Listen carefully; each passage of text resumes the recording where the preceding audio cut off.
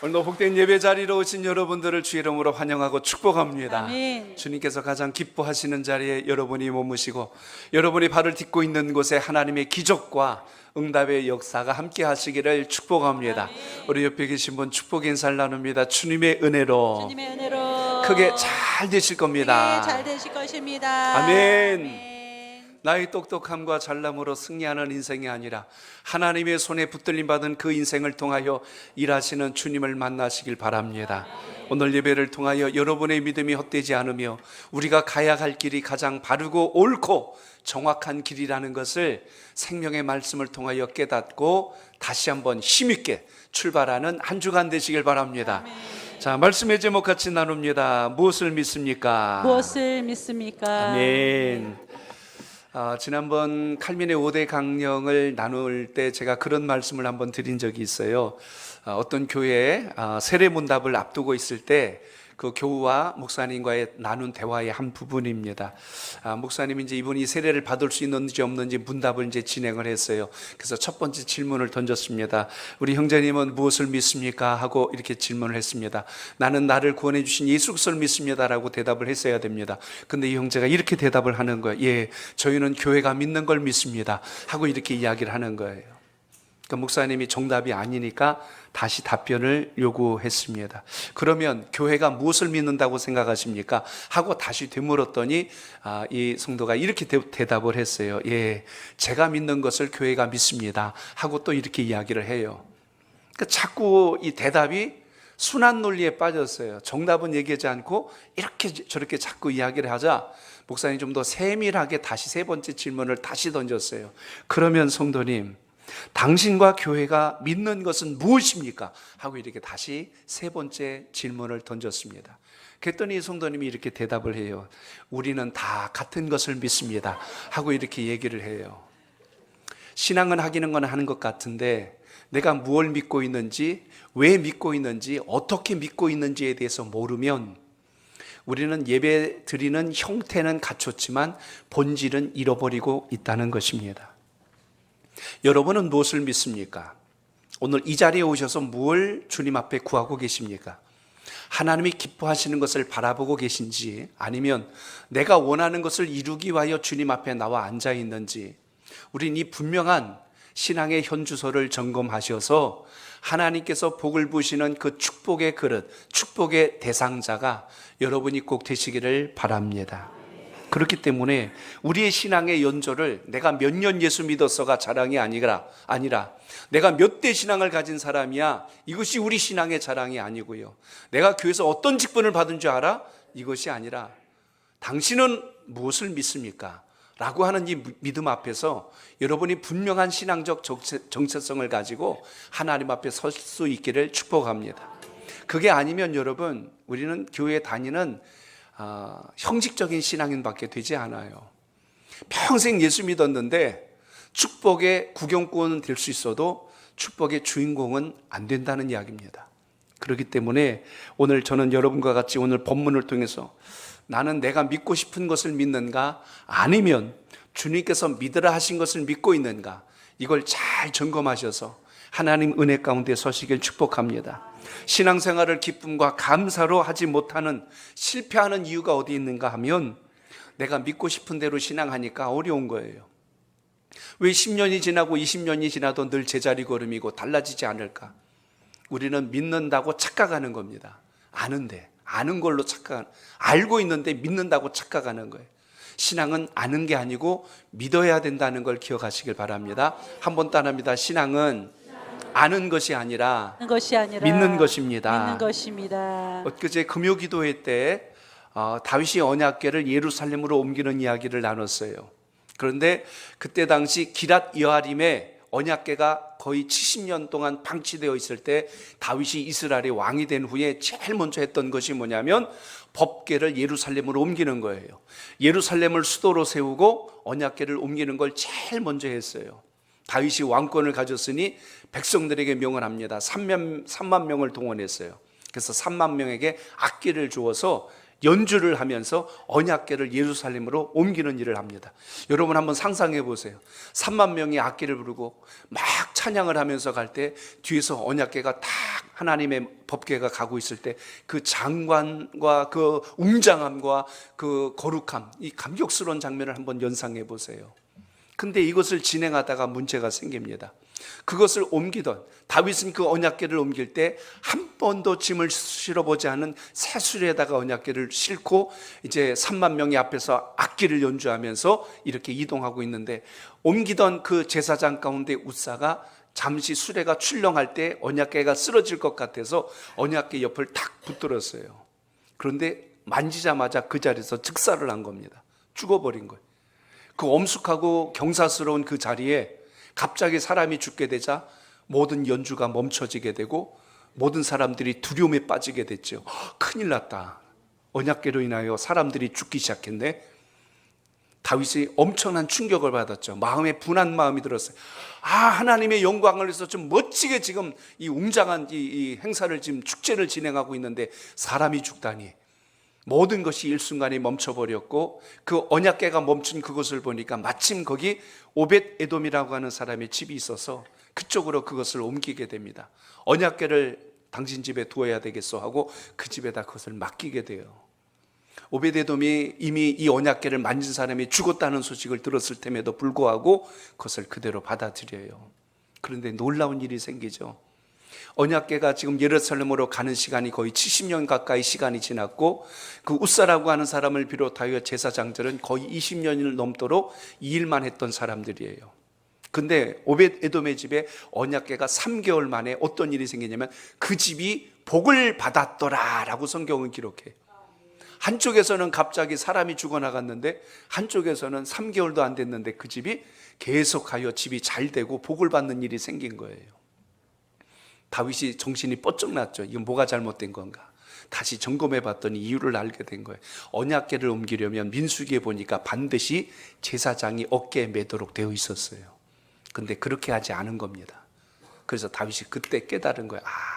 하나님께서 정하신 방법대로 하지 아니하므로 하나님이 기뻐하지 않으셨구나. 그걸 알게 되고 방법을 바꾸어서 다시 예루살렘으로 언약궤를 옮기는 것이 사무엘 하서에 나옵니다. 오늘 저는 여러분들과 같이 신앙생활을 할 때 내 방법, 내 고집, 내 감정, 내 상식을 가지고 주님 앞에 나가는 게 아니라 하나님의 방법대로 신앙하셔서 그 복이 여러분 가정과 삶 속에 온전하게 새겨지길 축복합니다. 예수님께서 오늘 이 본문의 말씀 속에서 우리에게 주시는 것은 부활하신 후에 제자들을 만난 이야기로 시작이 됩니다. 지금 11제자와 함께 음식을 나눠요. 가룟 유다는 이미 목매어 죽었고 남은 제자들과 함께 있는데 이 제자들의 모습을 보니까 모두 믿음이 없어서 두려워 떨고 앉아 있는 거예요. 예수님이 십자가에 달려 돌아가시자 우리도 죽을지도 모른다라는 마음 때문에 제자들이 하나같이 다 숨어버린 거예요. 그들 앞에 누가 나타나셨어요? 부활하신 주님이 나타나신 겁니다. 이미 예수님께서는 십자가 사건 있기 전부터 제자들에게 수도 없이 말씀한 게 있어요. 내가 고난을 당할 것이다. 그리고 십자가에 달려 죽게 될 것이다. 3일 후에 내가 다시 부활할 것이다. 복음서에 보면 예수님이 이걸 몇 번에 걸쳐서 말씀하셨어요. 근데도 제자들은 네 그랬는데 이게 막상 현실에 나타났을 때는 전혀 믿지를 않은 거예요. 편안할 땐 여러분 다 믿음 좋은 것 같아요. 오늘 이 자리에 계신 여러분 다 믿음 좋아 보입니다. 근데 시련을 만나고 고난을 겪게 되고 역경을 겪게 되면 비로소 그때 그 신앙의 밑바닥이 다 드러나는 거예요. 내가 주님을 어떻게 믿고 있는지. 오늘 그래서 주님은 부활하신 후에 제자들을 만나시고 오늘 본문의 내용은 주님이 책망하시면서 시작한 이야기입니다. 그래서 오늘 앞절을 한번 읽어볼게요. 14절에 부활하신 후에 제자들을 만나시고 주님께서 하신 말씀을 읽어봅니다. 시작. 그 후에 11제자가 음식 먹을 때에 예수께서 그들에게 나타나사 그들의 믿음 없는 것과 마음이 완악한 것을 꾸짖으시니 이는 자기가 살아난 것을 본 자들의 말을 믿지 아니함이로라. 아멘. 누가 믿지 않았대요? 제자들이요. 자, 저를 따라합니다. 흔들리지 않는 믿음이 있어야 합니다. 믿음이 있어야 합니다. 아멘. 신앙이라고 하는 것은 초지일관 성경에 기록된 말씀을 믿고 신뢰하는 거지, 내 생각과 계산에 빗대어서 맞으면 받아들이고 아니면 잘라내는 것이 신앙이 아닙니다. 신앙과 믿음은 나의 신념이나 감정에 의해서 가는 것이 아니라 철저히 하나님 말씀을 중심하고 그것에 순종하여 가서 그 복이 여러분의 것 되시길 바랍니다. 그렇지 않으면 우리 마음속에 두 가지가 항상 떠나지 않아요. 하나는 두려움, 하나는 절망이라고 하는 겁니다. 내 생각으로 신앙하니까 두려움이 사라지지 않고, 내 판단을 가지고 말씀을 따라가려고 하니까 내 마음속에 절망이 떠나지 않고 있다는 것입니다. 오늘 제자들의 모습이 그랬어요. 부활하신 주님을 만나고도 그들은 여전히 절망과 두려움 속에서 벗어나지를 못하고 있었기에 숨어 있었고, 그들은 두려워 떨고 있었다는 이야기입니다. 처음 제자들과 예수님이 만났던 때가 어디입니까? 갈릴리 바다에서 고기를 잡고 있다가 예수님을 만난 베드로, 야고보, 요한을 우리는 성경에서 기억합니다. 이들은 다 갈릴리 지방 출신들이에요. 당시 고기를 잡고 있을 때의 시대적 상황은 로마의 압제 아래에 있었기 때문에 삶의 희망이 다 꺾여 있을 때입니다. 그러니 슬픔 속에서 우리가 고기나 잡고 삽시다, 이렇게 해서 물고기를 잡고 있을 때 예수님께서 나타나셔서 요한의 아들 시몬아, 이제 내가 너를 사람을 낚는 어부가 되게 하리라, 이렇게 제자로 불러들였어요. 주님을 따라다니면서 자신들은 엄청나게 큰 소망과 꿈을 이룰 줄 알았죠. 그런데 그렇게 믿었던 주님께서 십자가 사건으로 인하여 완전히 세상에서 자취를 감추게 되자 그들은 모든 희망의 끈을 놓아버리고 절망과 두려움 속에 넘어졌다는 사실입니다. 심지어 어떤 일이 생겼을까요? 예수님이 3일 만에 부활하신다는 그 사건이 막달라 마리아를 통해서, 예수님의 모친 마리아를 통해서, 살로메를 통해서, 여인들을 통해서 그것이 두 눈으로 확인이 된 겁니다. 이른 새벽에 빈 무덤을 보고 속히 제자들에게 가서 예수님께서 다시 살아나셨어요, 부활하셨어요 라고 전했지만, 오늘 본문의 말씀처럼 제자들은 전혀 그것을 믿지 않습니다. 14절에 보면 예수님께서 책망하신 이야기가 나와요. 믿음 없는 것과, 그리고 마음이 완악한 것과, 그리고 또 한 가지, 자기가 살아난 것을 본 자들의 말을 믿지 않았더라라고 기록되어 있어요. 제자가 믿지 않으면 누가 믿어요? 제자들이 믿지 않으면 누가 믿겠냔 말이에요. 오늘 이 상황을 보고 주님께서 제자들을 책망하는 말씀을 오늘 본문에서 보여주고 있습니다. 오늘 이 제자들은 첫사랑을 잃어버렸어요. 처음 주님 만났을 때 그 감격을 잃어버렸고, 하나님 은혜를 상실하자 오늘 절망에서 헤어나오지를 못해요. 갈릴리 바다에서 다시 고기를 잡던 베드로가 제자들과 같이 있었을 때 이런 이야기를 합니다. 주님은 이미 십자가에 달려 돌아가셨고 모든 것이 끝났으니 나는 다시 고기를 잡으러 가겠소 하고 베드로가 다시 고기를 잡으러 간다고 합니다. 고기 잡으러 갈 거면 그냥 조용히 입 다물고 혼자 조용히 갈 것이지, 떠버리고 나니까 다른 제자들이 술렁거리기 시작합니다. 나도 같이 갑시다, 나도 같이 갑시다. 이참에 나도 할 건 없는데 잘 됐소이다. 사명을 잃어버리고 본질을 잃어버리면 우리가 얼마나 빨리 옛날로 돌아가는지 몰라요. 신앙은 여러분 지식이 아니고 경험이 되고 삶이 되어야 된다는 걸 기억하시길 바랍니다. 실천하지 않는 신앙은 진짜 아니에요. 여러분이 아무리 믿는다고 해도 머리로 하는 거하고 삶으로 하는 건 정말 다릅니다. 오늘 제자들에게 있어서 가장 심각한 상황은 머리로 하는데 몸이 따르지 않는 거예요. 그래서 믿음이 없다고 주님께 책망을 듣고 있다는 이야기입니다.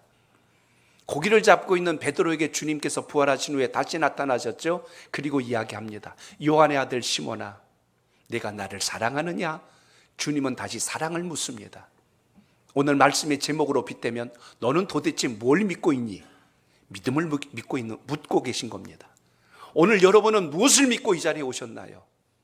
내가 바라는 거, 소원하는 거 안 되니까 속상해가지고 이거 안 들어주시면 저 알아서 하세요, 협박하려고 오셨나요? 아니면 주님 앞에 원망하려고 나오셨나요? 신앙의 본질을 잃어버리면 우리의 시선은 평생 땅에서 멈출 수밖에 없다는 것을 성경은 이곳저곳에서 말씀해주고 있습니다. 그러므로 우리의 신앙과 본질은 항상 예수 그리스도 주님을 만난 그 자리로부터 시작하여 오늘 여러분에게 허락하신 그 사명을 잘 따라 순종함으로 복이 될 수 있길 축복합니다. 우리의 무너진 신앙을 다시 재점검할 수 있는 곳, 그것이 갈보리 언덕 위에 세워진 십자가입니다. 십자가를 바라보며 우리의 무너진 신앙을 다시 회복하고 하나님 말씀 앞에 우리가 얼마나 멀리 떨어졌는가를 점검하고 믿음의 자리에 서야 한다는 것을 깨닫듯이 갈보리 언덕의 십자가는 나의 죄를 사하시고 나를 건져주신 예수 그리스도, 놀라우신 그 주님으로 인하여 다시 소망을 가지고 회복하는 축복의 장소가 된다는 걸 잊지 않길 바랍니다. 찬송가 중에 이런 찬송이 있어요. 이 가사를 보면 정말 마음속에 우리가 뭘 붙들고 살아야 하는지를 생각하게 합니다. 우리 같이 한번 찬양해 봅니다. 슬픈 걱정 가득 차고 내 맘 괴로워도 갈보리 십자가 위에서 죄짐을 풀렸네. 놀라운 사랑의 갈보리, 갈보리, 갈보리, 놀라운 사랑의 갈보리, 영원한 갈보리. 아멘. 슬픔 걱정 가득 차고 내 맘 괴로워도 너의 근심 모든 염려 주께 맡기어라. 오늘 그것이 십자가의 자리요, 주님을 만났던 갈릴리 바닷가에서 들었던 주님의 음성이듯이 오늘 신앙은 지식에서 멈추지 마시고 아는 것에서 멈추지 마시고 여러분의 삶과 참된 능력이 되시기를 주의 이름으로 축복합니다. 예수님을 믿으면 두려움이 사라지고 예수님을 믿으면 절망이 떠나갈 터인데 여전히 내 마음속에 두려움이 있고 절망이 있고 원망이 있다는 것은 내가 주님을 믿는 것이 아니라 주님을 알고 있는 것은 아닌가? 신앙을 지식에서 멈추지 말고 주님을 믿음으로 여러분의 삶에 놀라운 변화가 일어날 수 있기를 주의 이름으로 축복합니다. 오늘 제자들이 왜 예수님께 책망을 받았을까요? 믿음이 없기 때문에 책망받았고, 또 하나는 부활의 증인들을 믿지 않았기 때문에 그렇습니다. 부활의 증인들을 불신했다는 사실이에요. 한번 따라합니다. 부활의 증인들을 네, 불신하기 때문입니다. 불신하기 때문입니다. 예수님이 너무나 안타까우신 거예요. 마리아도 살로메도 여인들이 찾아와서 예수님께서 부활하셨습니다 아무리 전해도 다시 사셨다는 말씀을 그 마음속에 받지를 못하는 거예요. 믿음이 없는 거예요. 주님께서 그렇게 말씀해 주셨는데도 불구하고 믿음이 없는 겁니다.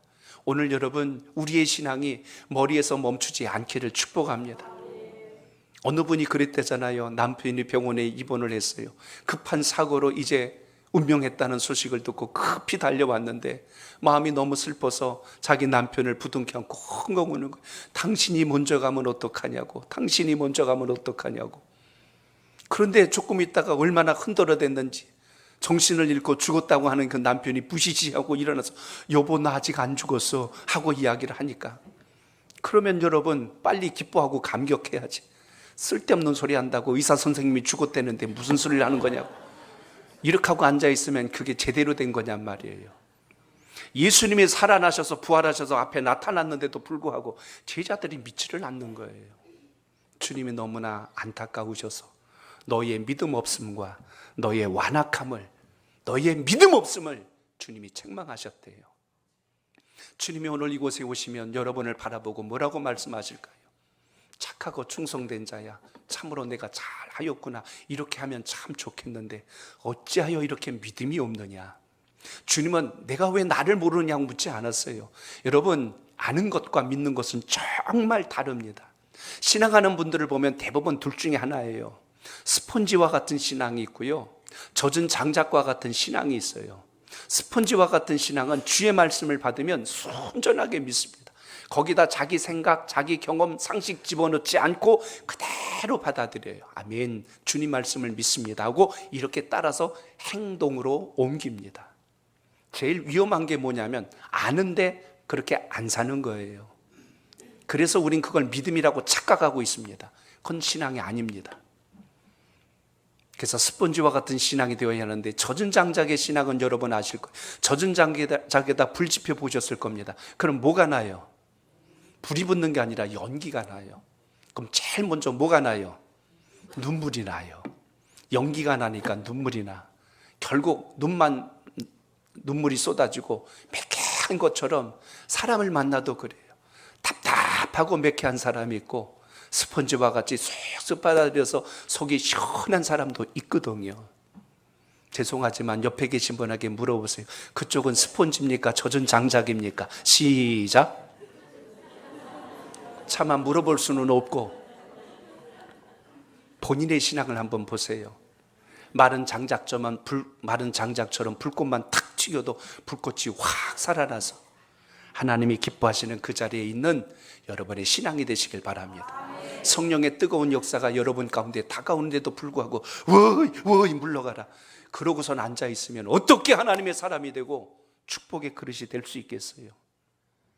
젖은 장작의 특징을 오늘 본문에 보니까 완악하다고 그랬어요. 심령이 완악하다.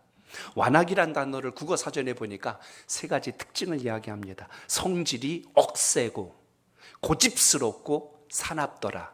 그게 완악이에요. 성질이 어떻대요? 억세고 고집스럽고 사나운 것, 그게 완악한 거예요. 이 완악한 것 이렇게 할 때 얼마나 완악하면 주님께서 다시 부활하셔서 나타나셨음에도 불구하고 믿지를 않는다니까요. 무슨 이야기입니까? 내 고집, 내 생각, 내 판단을 가지고 끝까지 가는 거예요. 자기 생각이 옳은 거예요. 그걸 우린 교만이라고 합니다. 완악은 다른 표현은 교만이에요. 주의 말씀으로 머리는 자라서 그렇지요 뭐, 그렇게 되는 거 알죠 뭐. 근데 안 살아요. 그렇게 신앙이라고 착각하면 안 됩니다. 그건 아는 거예요. 믿는 것과 다르다는 이야기입니다. 오늘 주님 말씀을 통하여 다시 한 번 더 우리가 점검하고 돌아봐야 할 것은, 신앙은 이성과 경험이 아니라 하나님 주신 말씀에 대한 순종으로부터 시작된다는 걸 잊지 않길 바랍니다. 이들이 얼마나 완악했냐면 동료들이 증언을 해도 믿지를 않는 거예요. 가장 가까이 사랑하는 사람이 말해도 들어먹지를 않는 거예요. 제일 힘들 때가 언제예요? 예수님을 믿고 나니까 이렇게 귀한 예수 그리스도, 이 주님을 믿었는데 제일 사랑하는 가족에게 이야기하는데 안 믿는 거예요. 쓸데없는 소리 한다고. 그러지 말라고. 그러니까 괜히 겁을 덜컥 먹는 거예요. 괜히 더 얘기했다가 집안 분란 일어날까 봐 입을 쑥 닫아버리게 만들어요. 신앙은 머릿속에서 멈추면 안 되고 우리의 삶의 증거가 되어야 할 줄로 믿습니다. 성경 말씀을 보면 주의 사람, 하나님의 자녀들이 하나님 말씀을 수없이 들어도 왜 우리가 그것을 삶으로 실천해내지를 못할까? 이게 지식에서 멈추기 때문에 일어나는 현상이라는 것을 보게 됩니다. 동물들은 여러분 본능으로 살아요. 우리 사람은 동물과 달리 이성이라고 하는 게 있습니다. 그러나 하나님의 자녀들에겐 이성을 넘어서 하나님께서 주신 은혜가 있다는 걸 잊지 않길 바랍니다. 이 은혜가 우리 속에 들어와 있기 때문에 우리는 내 힘으로 예수를 믿는 게 아니라 주님의 힘으로 주님 앞에 왔다는 사실을 잊지 않길 바랍니다. 여러분의 발걸음으로 오늘 주의 전에 오신 게 아니라 누군가 여러분을 향하여 복음을 전해 주었기에 우리가 그 말씀을 들었고, 또 들었던 그 말씀이 내 속에서 하나님의 말씀대로 살아낼 수 있도록 힘을 주셨기에 여기까지 왔다는 것을 잊지 않길 바랍니다. 이걸 우리는 은혜라고 합니다. 은혜를 잊어버리면 우리는 늘 이렇게 이야기해요. 내가 어떻게 예수를 믿은 줄 알아? 내가 얼마나 교회를 다닌 줄 알아? 내가 교회에서 어떤 직분을 받은 줄 알아? 계속하여 내가 뭘 했다고 이야기해요. 그걸 공로신앙이라고 이야기합니다. 우리는 철저히 하나님의 은혜로 여기까지 왔음을 잊지 말고 그 믿음으로 인하여 감사와 겸손으로 주님께 나갈 수 있길 축복합니다. 조금만 믿음이 들어간다 싶으면 왜 우리는 목이 자꾸 곧아질까요? 그리고 왜 내 생각과 고집을 가지고 자꾸 주님 앞에 서려고 할까요? 오늘 주님이 점검하십니다. 믿음이 없는 것과 완악한 것과 그리고 전하는 말을, 주님의 그 살아나심을 본 자들의 말을 듣지 않고 믿지 않았다는 것을 책망한 것을 기억하시고 다시 한 번 더 하나님의 기뻐하신 그 자리에 여러분의 신앙이 회복될 수 있기를 바랍니다. 그러므로 이제는 우리가 어떻게 해야 될까요? 주님의 책망은 어떻게 보면 또 하나의 경고요, 바른 길을 가라고 하는 또 하나의 신호가 될 수 있지요. 자동차가 이상이 생기면 경고불이 들어옵니다. 그럼 빨리 그때 정비하고 점검하면 다시 정상적으로 쓸 수 있지만 그대로 방치하면 쓸 수 없는 상황이 옵니다.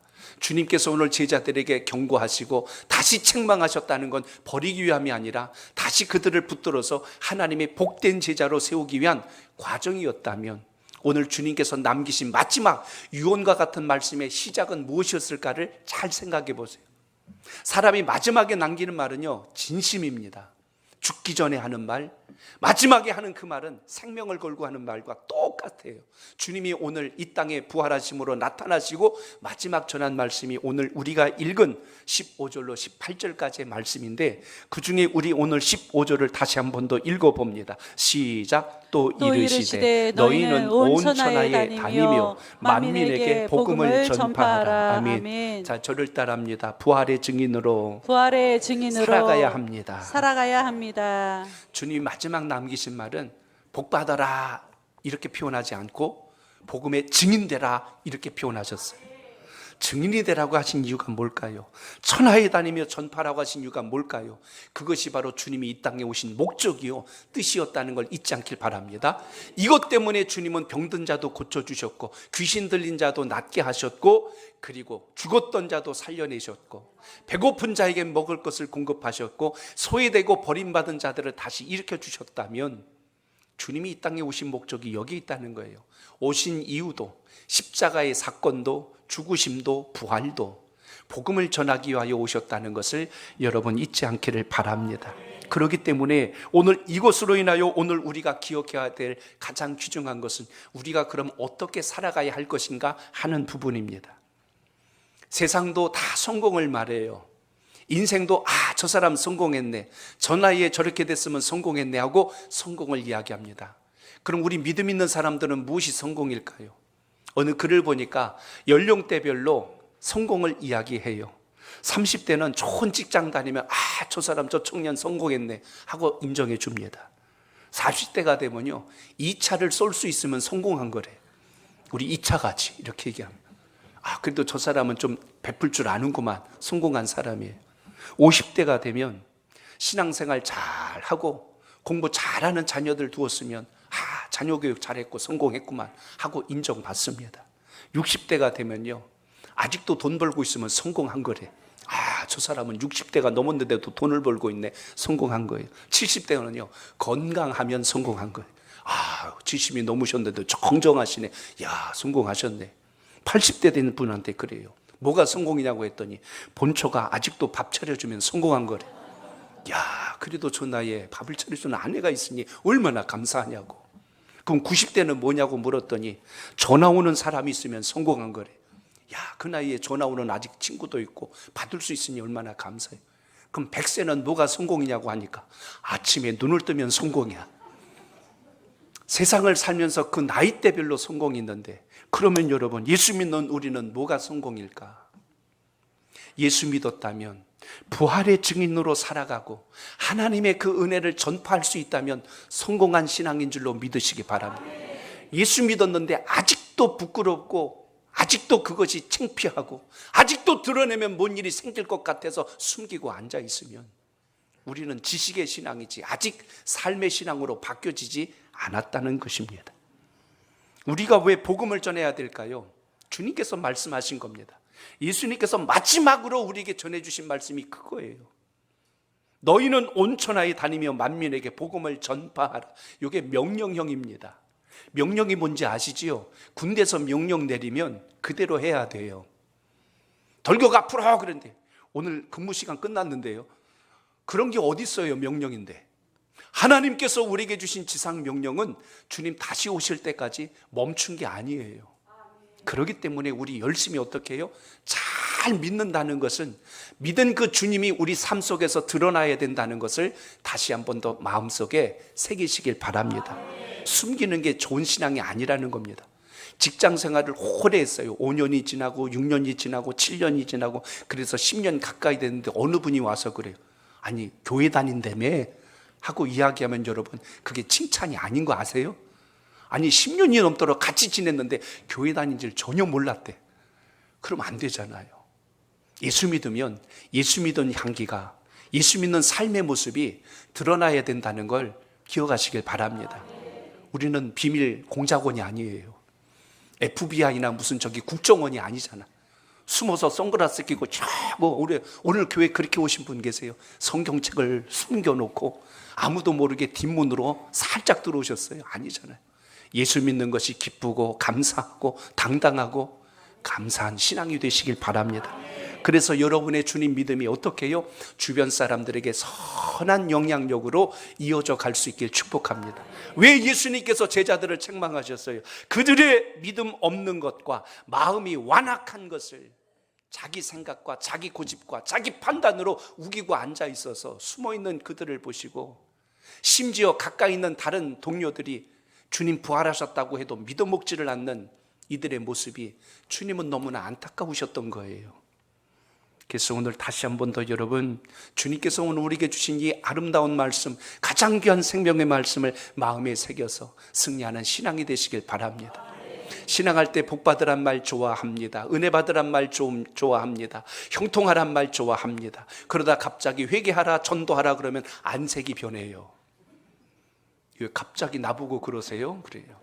나와 전혀 무관한 것처럼 이야기합니다. 다시 정리합니다. 전도는 아는 것이 아니라 하는 겁니다.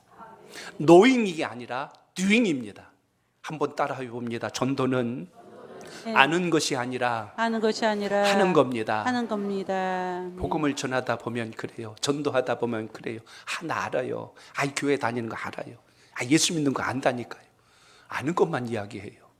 근데 정작 믿지 않으면 그건 신앙도 아니고 아무것도 아니에요. 천국은 아는 자가 가는 게 아니라 믿는 자가 가는 겁니다. 오늘 여러분, 예수 그리스도가 여러분의 믿음이 되시길 바랍니다. 그래서 여러분, 착각하면 안 되는 거예요. 교회 다닌다고 다 믿는 게 아니라 알고 그냥 형식적으로 취미처럼 다니는 사람도 있다니까요. 믿는다는 것은 그렇게 살아내는 겁니다. 그렇게 사는 겁니다. 그게 믿는 거예요. 많은 그리스도인들이 한 가지 공통된 아픔이 여기에 있다는 거예요. 복음을 바로 받아들이지를 못합니다. 그것은 그렇게 살아내는 것을 두려워한다는 이야기예요. 마음속에 그렇게 기도합니다. 복음을 전해야 하는 건 알겠는데 증인으로서 전하며 사는 게 왜 이렇게 힘들까요? 하고 스스로에게 자문하며 고민합니다. 그러다 보니까 전도에 관한 말씀을 들으면 기도가 됩니다. 하나님 아버지 용서하여 주옵소서. 다음부터는 꼭 전도하게 하옵시고 기도를 받아주시길 원하며 능력도 주시고 입을 열어 주시옵소서. 그런데 오늘은 아닙니다 하고 이렇게 끝나요. 그게 매일같이 반복되다 보니까 평생을 가버려요. 신앙은 오늘 여러분 들었으면 마음의 도전을 받으시고, 도전을 받으셨다면 그것에 대한 결단을 하시고, 결단하셨다면 예배당문을 나설 때 오늘 이렇게 살겠습니다라는 실천의 역사도 있기를 바랍니다. 오늘 15절에서 복음이라고 그랬어요. 만민에게 복음을 전파하라. 복음이란 단어를 영어 성경에 보면 가스펠이라고도 하고, 또 다른 성경에 보니까 good news라고도 그래요. 좋은 소식, 복된 소식, 기쁜 소식, 그게 복음이에요. 예수를 모르는 우리 아이들이 있어요. 자녀들이 있습니다. 대학 응시생이 합격 통지서를 받으면 그 학생에겐 그게 복음이에요. 제일 듣고 싶은 말입니다. 자녀를 기다리는 부부에게 있어서 자녀를 잉태했다는 소식을 들으면 그게 그 집안의 복음입니다. 직장을 바라던 사람이 직장 생활을 하며 승진을 기다리고 있는데 승진 통보를 받으면 그게 그 사람에게 복음이에요. 그런데 여러분, 우리가 신앙하면서 주님 안에 있다면 이건 세상적인 복음과 근본적으로 다른, 하나님께서 나를 사랑해 주시고 나를 구원해 주셨다는 이 소식이 여러분이 세상에서 듣는 어떤 소식보다 더 기쁨과 감격이 될 수 있기를 바랍니다. 바울 서신을 쭉 보면요, 1절마다 똑같은 표현을 합니다. 로마서 1장 1절에 보니까 하나님의 복음이라는 말씀이 나와요. 하나님께서 깨닫게 주신 이것이 너희에게 복음이니라. 그래서 진짜 복음은 내가 이 땅에서 어떤 존재인가를 발견하게 하시는 하나님의 놀라운 섭리를 깨달았을 때 그것이 여러분의 삶의 가치를 완전히 바꾼다는 걸 잊지 않길 바랍니다. 이거 모르니까 자꾸 우리 시선이 땅으로 멈춰버려요. 그러니까 오늘 주님의 제자들처럼 여전히 불안하고 여전히 두려워하고 여전히 절망하고 여전히 낙심에서 벗어나지를 못합니다. 로마서 1장 16절에 보니까 거기 그리스도의 복음이란 말이 나와요. 주님께서 우리를 위하여 십자가에 달려 죽으시고 나를 살려주셨다는 그 은혜의 말씀, 그게 여러분에게 복음이 되시길 바랍니다. 에베소서 1장 13절에 보니까 구원의 복음이란 말이 나옵니다. 무엇이 복음이에요? 우리가 구원받았다는 것, 세상에서 버림당한 인생이 아니라 하나님께서 기억하는 인생이 되었다는 이 놀라운 사실 때문에 인생의 가치가 놀랍게 변화될 수 있길 바랍니다. 그러니까 이 복된 소식을 들으면 어떻게 해요? 자식이 좋은 학교에 합격했다면요, 입 꾹 다물고 있나요? 여기저기 어디다 좀 알려주고 싶은데 묻는 사람이 없네. 그러니까 괜히 전화해가지고 그 집은 별일 없어. 막 그래서 왜 뭔 일 있어? 우리 애가 이번에 좋은 학교를 갔다니까 하고. 전화 이유는 딴 거 아니에요. 그쪽 안부 묻고 싶은 게 아니라 내 얘기하고 싶은 거예요. 승진하니까 누가 좀 물어봐 줬으면 좋겠는데 묻는 사람이 없네. 그래, 아니 그 집 남편은 요즘 뭐하고 지내는데? 우리 남편 있잖아 하고 갑자기 묻는 거는 1초도 안 걸리는데 자기 대답은 30분이 넘는 거예요. 줄줄이. 뭐가 그래요? 너무나 좋으니까, 너무나 기쁘니까. 여러분이 예수 믿는 게 즐겁고 기쁘고 감사하고 복되면 이것이 여러분의 짐이 아니라 여러분의 상급이라는 사실을 기억하시길 바랍니다. 그러므로 나눌 수 있는 그 은혜가 여러분 삶 속에 있기를 바랍니다. 그렇기 때문에 우리가 복음 전하는 일이 왜 귀할까요? 제가 한 분의 이야기를 좀 드릴까 합니다. 호주에 프랭크 제너라는 분이 있었어요. 40년 동안 노방전도 하신 분이에요. 노방전도가 어려운 게 뭐냐면 불특정 다수인에게 전하는 것이기 때문에 사실 접촉점이 쉽지가 않습니다. 알지 못하는 사람에게 복음 전하면요, 위아래로 훑고 가는 사람도 있고요, 전도지 주면 확 구겨버리고 가는 사람도 있고, 때로는 욕을 하고 가는 사람도 있고, 드는 척도 안 하고 가는 사람도 있어요.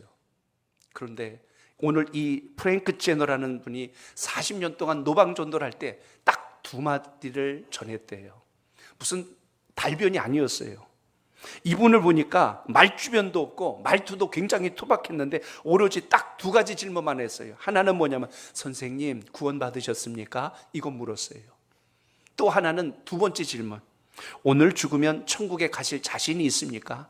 그리고 전도지 한 장 주고 끝. 이렇게 했어요. 쉬워 보여요? 쉬워 보여요? 아니 그걸 쉽다고 말하면 어떻게 합니까? 다른 거 안 했다니까요. 막 붙들고. 예수 그리스도는 이런 얘기 하지 않았어요. 전도지 가지고 가서 무려 이것을 40년 동안 했어요. 선생님 구원 받으셨습니까? 선생님 오늘 죽으면 천국 가신다고 자신할 수 있습니까? 이렇게 전한 거예요. 그런데 놀라운 일이 생깁니다. 그 주림진 손으로 전해진 전도지 한 장, 그렇게 살면서 복음을 전했어요.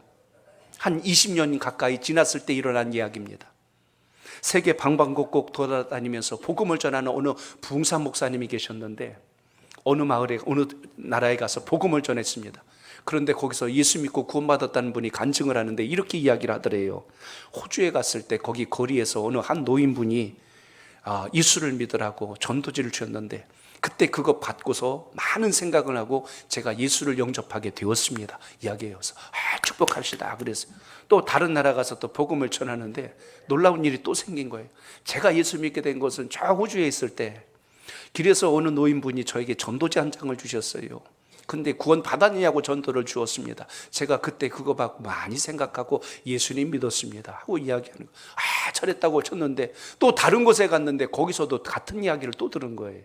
아니 이게 도대체 무슨 일인가?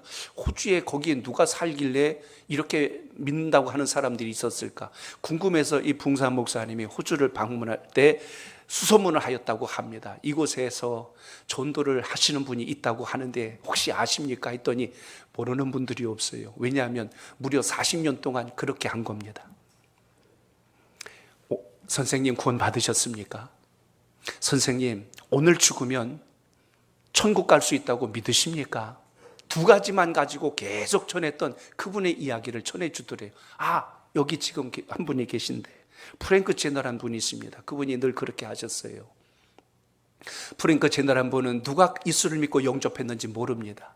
전도지 한 장 주고 또 지나가고 전도지 한 장 주고 또 지나갔는데 그 지나갔던 여정 속에서 누군가가 예수를 믿었고 영접하여 하나님의 사람으로 변화되었다는 이야기입니다.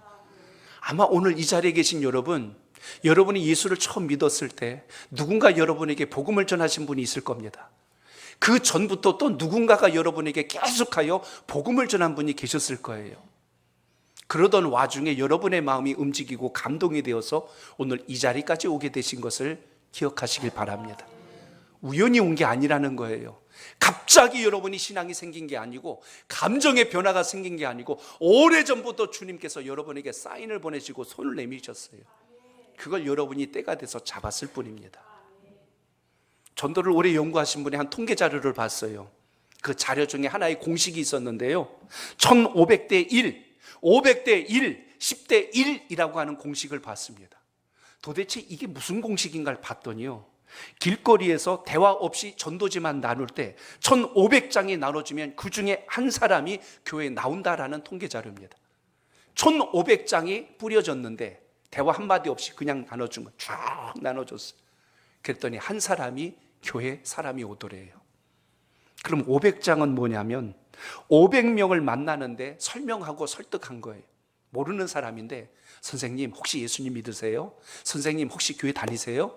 선생님 예수 믿고 구원 받으세요? 하면서 복음을 전하고 마음을 좀 나누고 설득도 해봤고 이렇게 했더니 500명 중에 한 사람이 주님 앞에 돌아왔답니다. 그럼 10대 1은 뭘까요? 그것은 바로 여러분이 가장 가까이 계신 친분 있는 분들이에요. 여러분의 인생에 늘 함께 할 수 있는 그런 사람들, 가깝게는 가족이고 친구고 이웃입니다. 늘 여러분이 직장에서 여러분의 일터에서 만나는 바로 그분들에게 전했을 때 10명 중에 한 사람이 마음의 생각을 하고 있다가 주님 앞에 돌아오게 된다는 것을 기억하시길 바랍니다. 이건 통계로 나온 거예요. 통계라는 거는 그와 같은 모든 상황 속에서 나타난 결과적인 겁니다. 그래서 이제 우리의 마음속에 담아야 될 가장 귀중한 것 3가지 신앙 원리를 전하고 말씀을 맺고자 합니다. 그 중에 첫째는 저를 따라합니다. 기도로 한 영혼을 품어야 합니다. 기도로 한 영혼을 품어야 합니다. 모든 것의 시작은 여러분 마음속에 품는 것으로부터 시작이 돼요. 그래서 우리는 뿌리는 자가 아니라 대상을 정하고 먼저 하나님께 기도할 수 있길 바랍니다. 하나님, 이 영혼을 붙들어 주옵소서. 그것이 남편이 될 수 있고 자녀가 될 수 있어요. 들어먹지를 않아요. 얘기만 하면 성질만 부려요. 그런다고 여러분 포기하는 게 아니라 일은 누가 하세요? 주님께서 하시는 거니까 우리는 오늘 주님 말씀대로 하는 겁니다. 스폰지 신앙은 바로 그겁니다. 그대로 믿고 주님 하겠습니다. 그럼 나머지 결과는 누가 일하세요? 하나님께서 일하신다는 걸 잊지 않길 바랍니다. 그래서 여러분의 부모를, 가족을, 친구를, 친지와 이웃을, 여러분의 직장 동료를, 여러분이 늘 만나는 그 동호회에 속한 사람들을, 그들에게 주의 말씀이 전해지는 은혜가 있기를 바랍니다. 그리고 여러분, 우리가 놓치지 말아야 될 것은 이 자세가 중요해요. 저를 따라해 봅니다. 안 된다는 생각을 버려야 합니다. 안 된다는 생각을 버려야 합니다. 신앙생활과 복음 전도의 제일 큰 걸림돌이 뭔지 아실 겁니다. 부정적인 생각입니다. 전도란 단어를 떠올리면 그 뒤에 수식어가 있어요. 전도는 어렵습니다.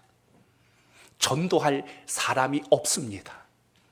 전도해도 소용이 없습니다. 계속하여 우리는 없다라는 단어가 그 뒤를 계속 따라다니는 걸 보게 됩니다. 이게 다 마귀가 붙여준 단어들이에요. 그 다음에 떠오르는 우리의 감정적 변화가 있습니다. 싫어하면 어떻게 하지? 거절하면 어떻게 하지? 내 자존심 상하게. 이렇게 들어가요. 복음은 여러분이 아니라, 제가 다시 정리합니다, 하나님께서 여러분을 통하여 하신다는 것을 기억하시길 바랍니다. 그러므로 열매에 대한 것은 누가 역사하세요? 하나님께서 일하신다는 걸 기억하시길 바랍니다. 그래서 우리는 고백하셔야 돼요. 따라합니다. 전도는 됩니다. 됩니다. 한 번 더 따라합니다. 전도는 됩니다. 됩니다. 하나님께서 기뻐하시는 언어입니다. 마귀가 좋아하는 언어는 전도는 어렵습니다, 안 됩니다, 사람이 없습니다고요. 정말로 없는지 여러분 휴대폰 한번 쭉 보시라니까요. 거기에 여러분이 그렇게 전화하고 문자 보내고 하트 보내고 했던 그 사람들, 오늘 축복한다는 것 속에 진짜 본질은 복음 전하는 것에 있다는 걸 잊지 않길 바랍니다. 그래서 이제 한 가지 이제 우리가 해야 될 게 있어요. 따라합니다. 만나고 데려와야 합니다. 데려와야 합니다. 세 가지 원칙을 잘 기억하세요. 첫째는 품는 것입니다. 둘째는 부정적인 생각 버리는 겁니다. 셋째는 그에게 행동을 취하는 겁니다. 그럴 때 하나님께서 일하신다는 걸 잊지 마시고 그 은혜가 여러분 삶 속에 있기를 축복합니다. 2월 한 달 우리는 호국 보훈의 달로 지킵니다. 나라를 위해서 내 목숨 하나 내던져서 민족이 살아 오늘 자유 대한민국이 여기까지 왔습니다. 우리 신앙의 선배들이 복음을 잃지 않고 목숨 걸고 지켜주었기에 오늘 우리가 이렇게 좋은 환경에서 예배를 드릴 수 있게 되었습니다. 이 좋으신 예수 그리스도, 이 좋은 신앙과 믿음이 당대에서 끝나면 안 되고 우리의 자녀들 다음 세대까지 아름답게 이어져 갈 수 있도록 오늘 주님 말씀 기억하시고 승리하는 한 주간 되시기를 주의 이름으로 축복합니다.